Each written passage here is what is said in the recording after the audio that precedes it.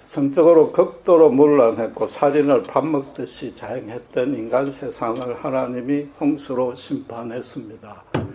그 심판 후에 새 세대의 선조가 되는 노아에게 지난 2주간 살펴본 대로 하나님은 2가지를 약속했습니다. 첫 번째는 아무리 인간이 죄를 짓더라도 다시는 인간으로 인해서 땅을 저주하지 아니하겠다고 했습니다.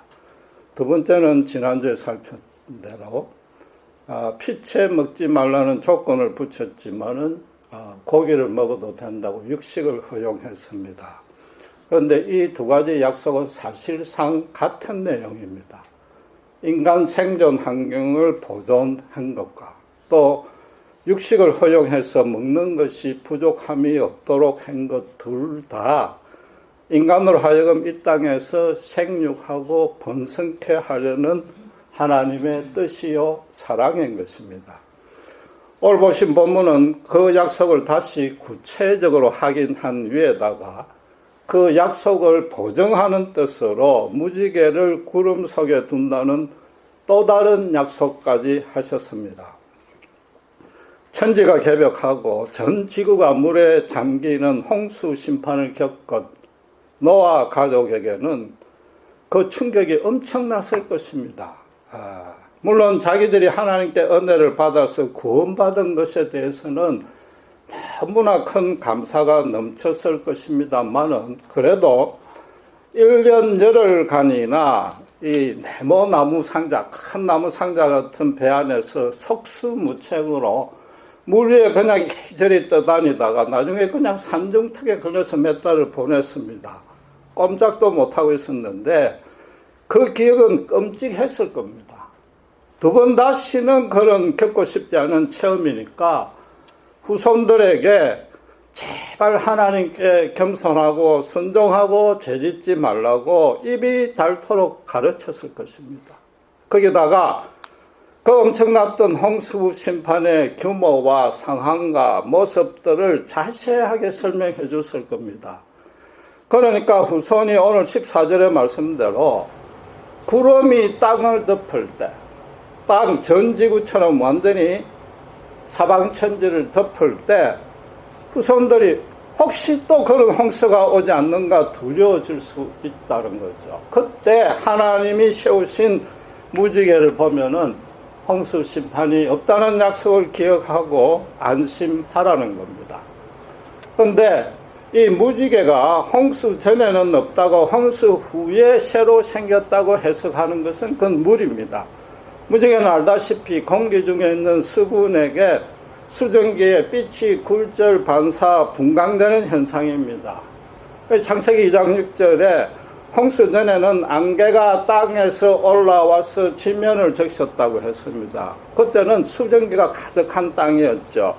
거기다가 1장에 창조할 때 궁창을 나눠서 하나님이 물을 하늘의 구름과 강과 바다와 지하수로 이렇게 다 나눴고 에덴 동산도 강으로 둘러싸여 있었습니다.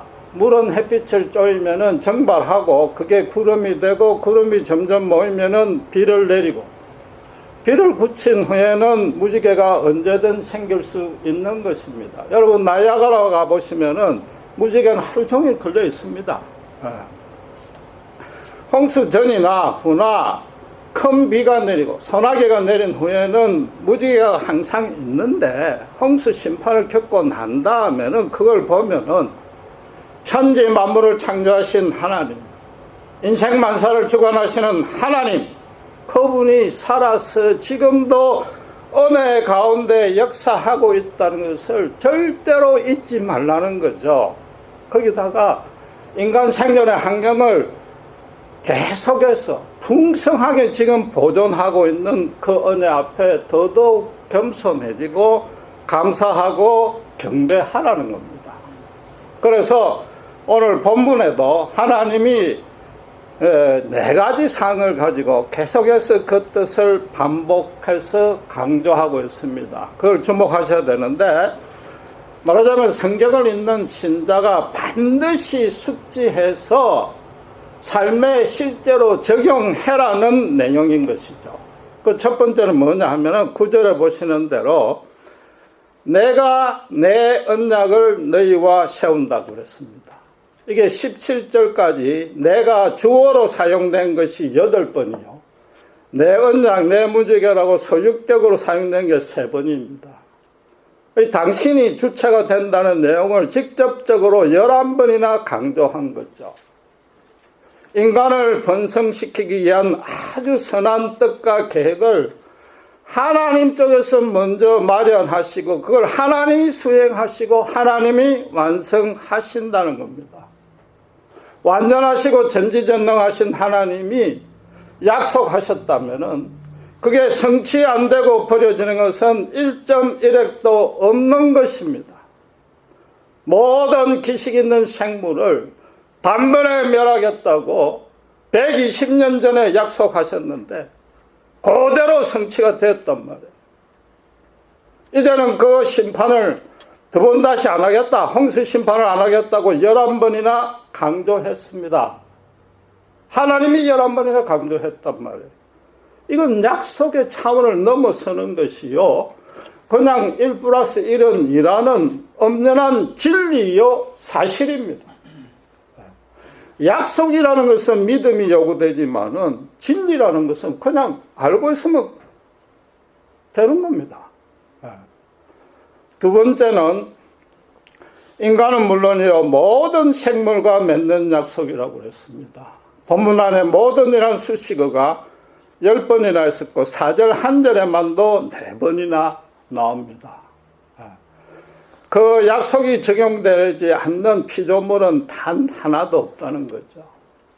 하나님만이 천하만물의 유일한 통치자시요 구원과 심판의 절대적인 주관자일 뿐 아니라 하나님은 당신이 만드신 모든 피조물을 똑같이 사랑하신다는 겁니다. 예수를 믿는 신자든 믿지 않는 불신자든 간에 이 땅에서 살아서 먹고 마시는 자원에는 부족함이 없도록 해주겠다는 겁니다. 100% 완전하게 진실이시여 선이여 아름다운 그분이 약속하셨습니다. 그 안에는 어떤 불순한 의도도 없고 인간적인 탐욕도 없습니다. 음모라고는 티끌도 내포되지 않습니다. 인간은 그 약속을 그냥 있는 그대로 받아들이기만 하면 되는 겁니다.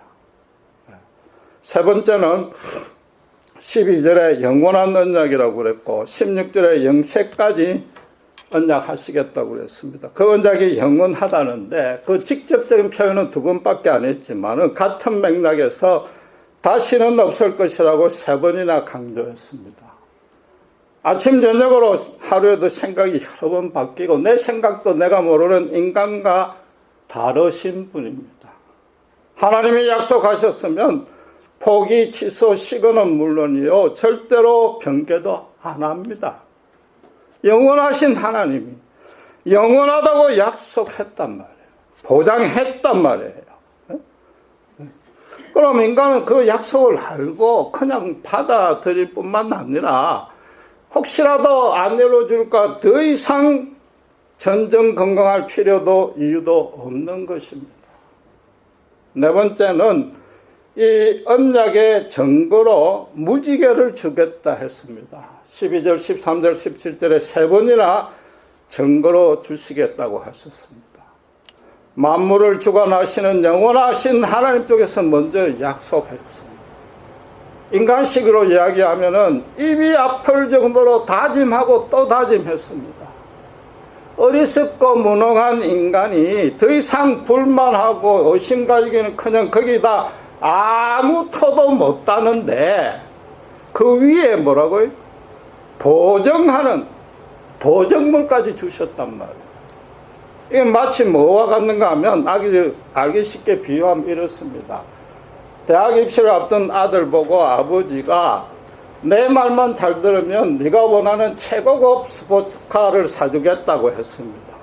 그런데 그 말이 뭐겠습니까?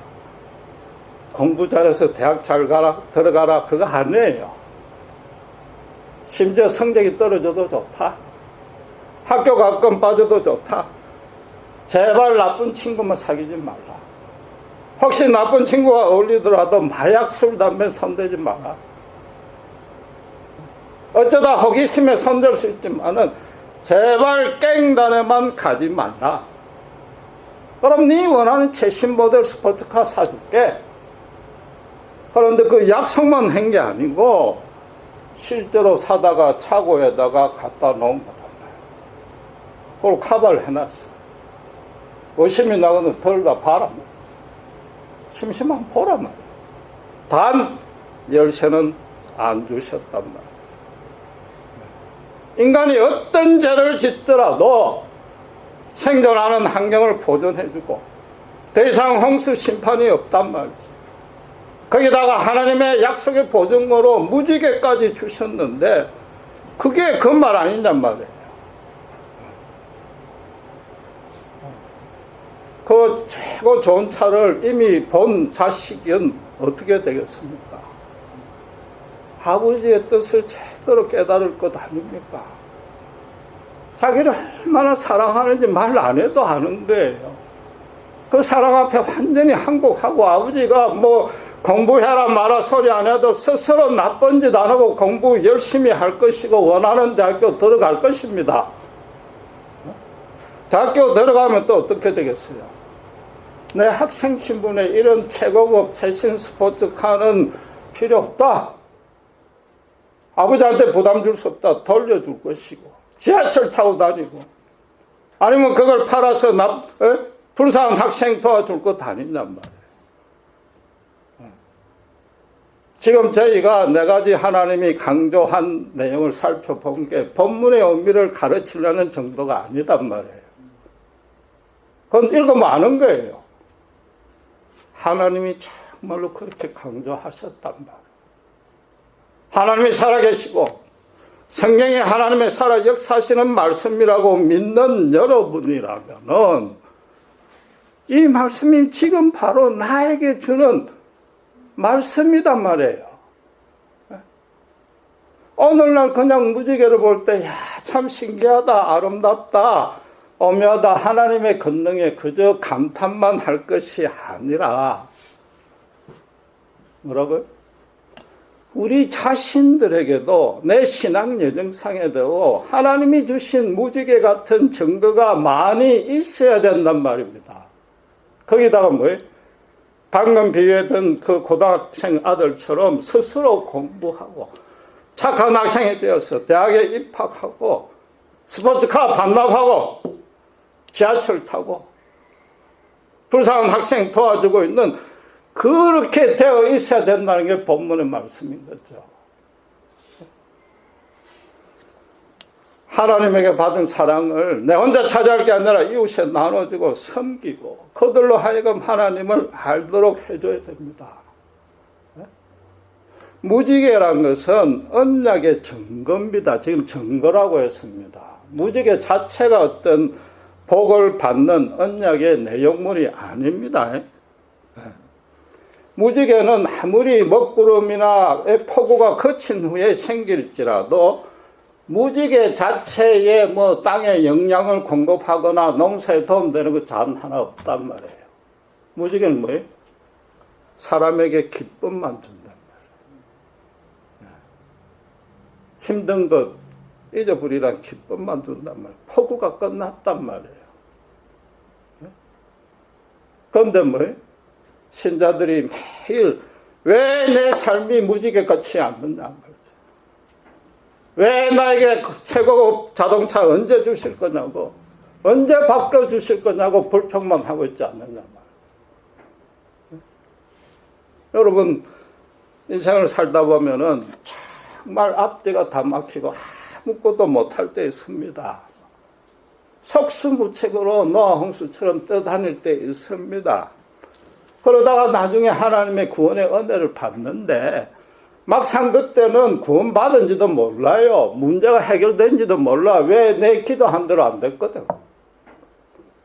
한참 뒤에 지나고 나니까 그거야말로 합력에서 선이고 너무나 크신 은혜란 걸 깨닫게 된단 말이에요. 그런 체험들이 하나 둘 쌓이면은 증거자의 삶을 살 수밖에는 없게 되는 겁니다. 하나님이 사랑하시는 걸 아는데, 하나님이 살아 역사하셔서 내 모든 것을 당신의 선하고 거룩한 뜻으로 이끌고 있는 걸 체험했는데 어떻게 그 앞에서 죄를 짓고 어떻게 그 앞에서 증거자의 삶을 안 살 수가 있단 말이에요. 그런데 정작 본문에서 하나님이 진짜로 강조하는 사항이 2개 더 남았습니다. 첫째는 믿음의 소지 여부와 상관없이 인간 생존의 환경을 보존하겠다고 영원히 약속하셨는데 기억하실 것은 심판이 없다는 뜻은 절대 아니라는 거죠. 11절 다시 한번 보시면은 어떻게 되어 있습니까? 다시는 홍수로 멸하지 않겠다. 땅을 침몰하는 홍수는 다시 있지 않겠다. 15절에도 홍수가 되지 않겠다. 물 심판이 없다는 거죠. 그럼 무슨 뜻이에요? 다른 방식의 심판은 여전히 유효하다는 겁니다. 8장 21절에 사람의 마음에 계획한 바가 어려서부터 악하다고 그랬습니다. 그래서 노아 홍수를 줬는데 인간이 심판받을 조건에서 단 하나도 모자람이 없이 차고도 넘친단 말이에요. 그런데도 8장 21절에 전에 행한 것 같은 심판은 없을 것이라고 했다. 홍수 심판은 없을 것이다. 심판이 취소된 것도 아니요, 유보된 것도 아니요, 심판의 방법만 달라진 겁니다. 그러니까 영원한 언약이라는 것은 홍수가 없다는 의미에만 제한될 뿐입니다. 거꾸로 이야기하면은 인간에 대한 하나님의 심판은 오히려 언제든지 불시에 있을 수 있다는 겁니다. 당장 내일이라도 이 땅에 불로 심판할 수 있습니다. 지구 전체를 폭발시킬 수 있습니다. 그런 하나님을 잊지 말아야 된단 말이에요.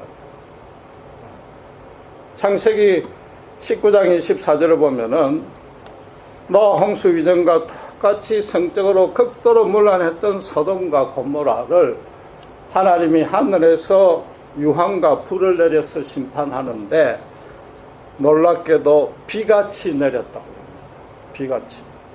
비가 내리면은 아무도 피할 수 없는 거죠.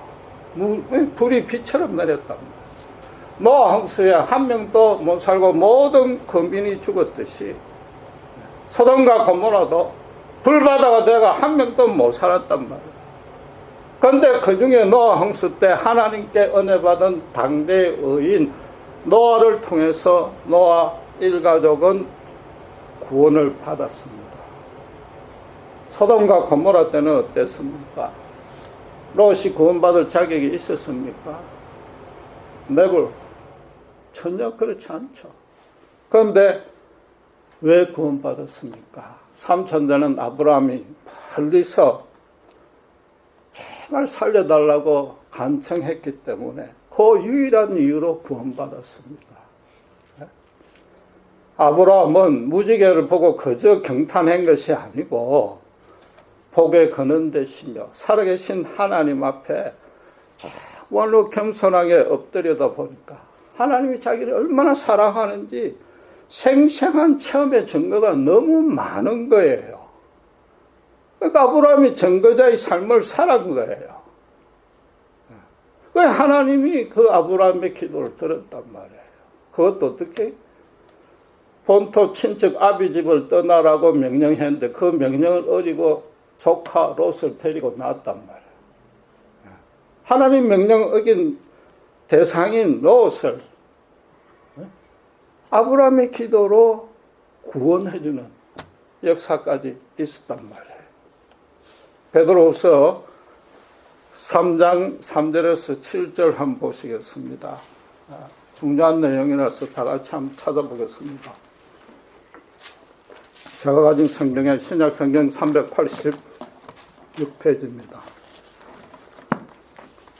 베드로후서 3장 4절에서 7절입니다. 제가 읽겠습니다.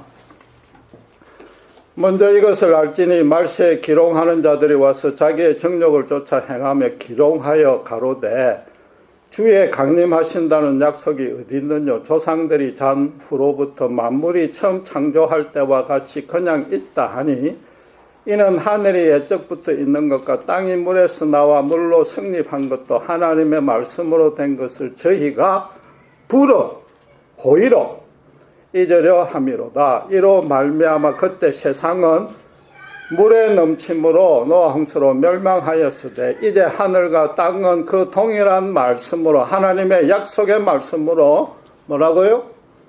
불사르기 위하여 간수하신 바 되어 경건치 아니한 사람들의 심판과 멸망의 날까지 보존하여 두신 것이라.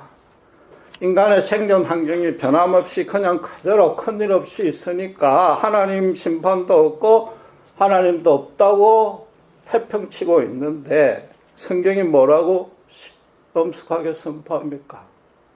하나님 봐주고 있는 게 아니고 불심판하려고 그냥 놔둔 거다. 그 이유는 뭐라고요? 물심판이 있었다는 걸 잊었단 말이에요. 하나님의 약속을 잊은 거죠. 하나님이 오래 참으사 단 한 명이라도 더 회개해서 하나님에게 항복하고 돌아오길 기다리는 사실을 아예 모르는 거죠. 알아도 무시한 거죠. 오늘 이 무지개 언약의 의미를 잊어버리고 그 언약의 정가하는 역할과 기능이 사라졌기 때문에 하나님이 언제든 불로 심판하신다는 겁니다. 오늘날 신자에게 대입하면은 왜 내 삶을 무지개같이 안 바꿔주느냐 그 따위 기도만 하고 있으니까 하나님이 심판하신다는 거죠. 두 번째는 하나님이 진짜로 강조하는 내용입니다. 15절 16절 다시 자세히 보시면은 무지개 언약을 기억하고 증거할 주체가 누굽니까? 여러분과 저희 같은 신자가 아니고 하나님 당신입니다. 내가 무지개를 보고 내 언약을 기억하리라 그랬습니다. 이게 하나님이 인간처럼 자기가 약속한 걸 잊어버리고 홍수로 막 인간을 실컷 벌주다가 무지개를 보니까 아차 내 약속했구나 정신 차리고 그걸 중지한다는 그런 뜻은 절대 아니지 않습니까? 그렇죠? 홍수든 무지개든 하나님이 주관해서 베풀고 있는데 무지개는 지금 하나님의 그 약속을 성취하는 증거로 하나님이 주고 있는데 하나님이 그걸 보고 기억을 되살린다는 건 말이 아니단 말이에요. 성경에 이런 표현이 많이 나오는데 이걸 어려운 신학적인 용어로 신인동형론적인 표현이라고 합니다. 신과 인간을 똑같이 둔다는 거죠. 하나님을 인간은 도무지 다 이해를 못하니까 인간이 이해하는 방식으로 인간의 언어를 통해서 인간 지정의 활동 안에 비교해서 묘사한다는 그런 뜻입니다. 쉽게 말하면 하나님이 저주하고 분노하고 뭐 복수하고 심지어 시기하고 질투하고 전지전능하신 하나님이 막 슬퍼하고 한탄하고 걱정까지 한다. 이 말이 안 되는데 그렇게 표현한단 말이에요.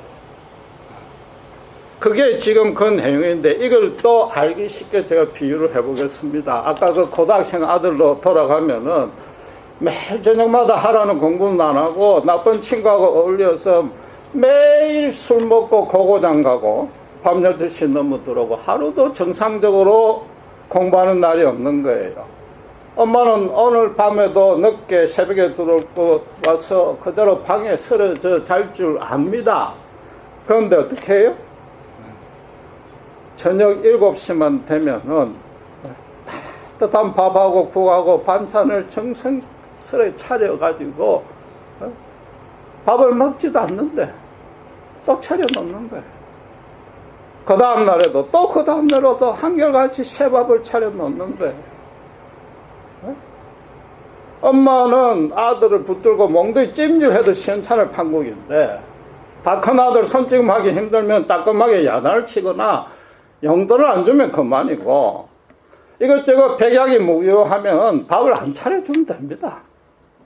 어차피 공부 안 하다가 대학교 떨어지고 나쁜 짓 해봐야 정신 차리고 돌아올 건데 그것도 안 되면 뭐 자식 없는 양 쳐버리면 되는데 엄마가 매일 따뜻한 밥상을 차린단 말이에요.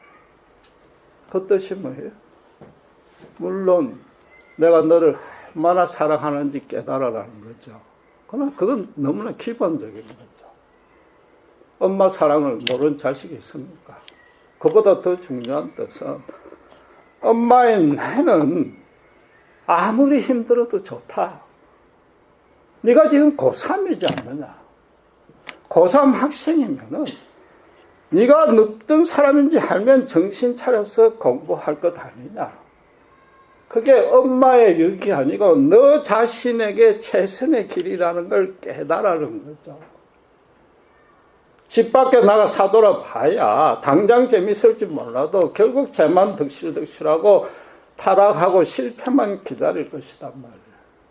지금 내가 어떤 죄를 짓고 있든지 제발 너를 처음부터 끝까지 사랑하고 끝까지 네가 어떤 짓을 해도 네 편이 되어줄 자는 너를 낳은 내 뿐이다. 부모뿐이다 말이죠. 힘들고 어려울 때 따뜻한 잠자리 편히 쉴 곳으로 제발 돌아오라. 그 뜻인 거죠. 그런데 인간 엄마는 뭡니까?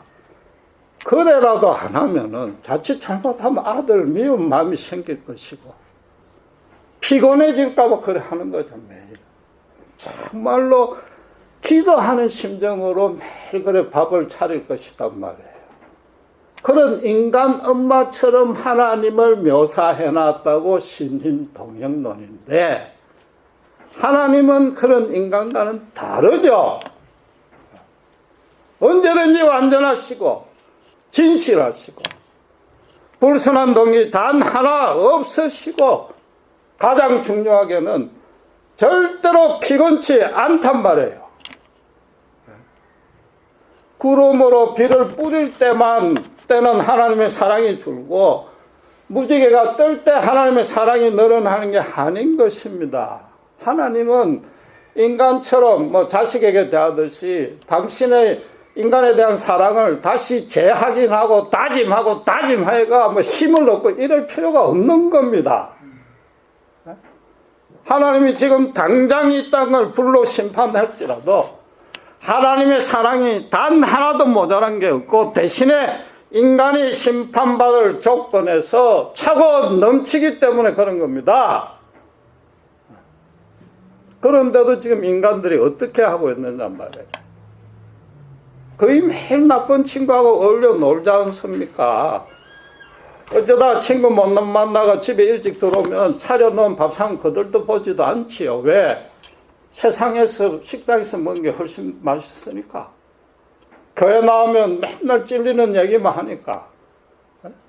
아예 보지도 안 하고 피자만 시켜 먹고 방문 쾅 닫고 들어가서 마치 지가 더 잘난 것처럼 지가 옳은 것처럼 전자오락만 한단 말이에요. 신자도 그렇잖아요. 신자도 그렇죠. 급한 일만 생겨야만 기도하면서 하나님 내가 교회 봉사한 게 얼마며 헌금 낸 액수가 얼마입니까? 그런데 이것 하나 해결 안 해주고 아직도 이 모양 이 꼴인가 의심하고 불평하지 않느냐 말이에요. 본문에서 하나님은 노아에게 말하자면 오늘날 모든 인간에게 표현의 어폐가 있지만은 너를 사랑한다는 맹세를 수도 없이 한 겁니다. 사랑한다. 너가 물론이고 내 후손이 무슨 죄를 지어도 다 용서해주고 먹고 사는 거 다 보장해준다. 단 내가 너희들을 얼마나 사랑하는지 제발 그것 하나만 잊지 말라. 내 품에서 벗어나지 말라. 바로 그 맹세가 예수님의 십자가 아닙니까? 예수님은 처음 오실 때 심판하러 오신 게 아니라 죄인을 구원하러 오셨단 말이에요. 사람들의 온갖 비방과 멸시와 핍박을 받아가면서도 정말 세상에서 모든 것 다 잃고 진정으로 하나님만 바라보는 하나님의 사랑만 갈급한 그런 사람들과만 교제하다가 창녀, 세리, 귀신 들린 사람 이런 사람만 상대하다가 아무 말 없이 그냥 십자가에 죽으셨는데, 알기 쉽게 비유하면은 매일 저녁 밥 사고 차리는 엄마처럼 왔다 가셨단 말이에요. 여러분, 예수 믿는 믿음은 다른 종교와 전혀 다릅니다. 내가 잘나서 하나님께 구원받는 거 아닙니다. 나에게 하나님의 구원받을 자격 조건 단 하나 없습니다. 내가 똑똑해서 기독교 교리 알아듣고 선택하고 종교를 선택해서 내가 믿은 거 아니단 말이에요. 그렇게 열심히 믿어서 천국 갈 수 있는 게 아닙니다. 인간을 너무 불쌍하니까 재중에 있고 하나님 없다고 큰소리치는 그들이 너무 불쌍해서 하나님이 직접 이 땅에 오셔서 내가 십자가에 죽기까지 너희를 사랑하니까 한 말씀 안 하셨잖아. 그 사랑만 제발 알아달라고 그런 거죠. 그게 기독교 신앙인 거죠. 베드로후서에서 경건치 않은 자를 심판한다고 그랬는데, 그 경건치 않은 자가 그냥 술, 담배하고 도덕적으로 잘못하는 거 아니에요. 아들 술, 담배 안 해도 된다. 해도 된다. 어쩌다가. 제발 아버지 있는 것만 잊지 말라. 그와 똑같은 겁니다. 도덕적으로 따지면 모든 사람이 빵점이고 저 같은 경우에는 마이너스로 무한대입니다. 하나님의 사랑을 모르고 하나님이 어떤 분인지 모르면 하나님과는 아무 관계가 없습니다. 심판과 구원은 누가 줍니까? 하나님이 주는데, 하나님과 관계없는 사람은 구원 못 받는 것입니다. 구원 못 받으면 그게 심판인 겁니다. 하나님이 예수 안 믿는 자 골라가지고 심판 주는 법은 절대로 없습니다. 하나님을 알 생각도 안 하고 하나님 앞에 엎드려 본 적이 단 한 번도 없으니까 스스로 구원받게 나가 떨어진 것뿐인 겁니다. 예수님은 당신의 약속대로 틀림없이 불시에 이제는 심판주로 오십니다. 아까 읽은 베드로 말씀대로 이 땅을 불로 사르기 위해서 다시 옵니다. 불로 살라서 새하늘과 새 땅으로 바꾸십니다. 그때도 하나님 모르겠다 하면은 예수님도 그냥 오케이, 나도 네 모른다. 됐지? 그게 먼 미래의 일이 아니단 말이에요.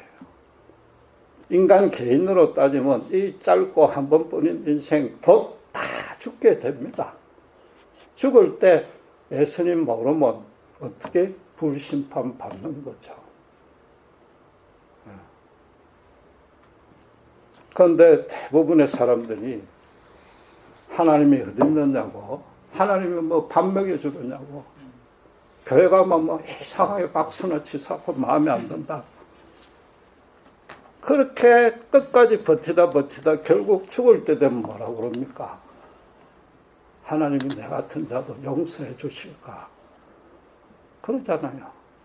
그때는 이미 늦었습니다. 왜 그런지 아세요?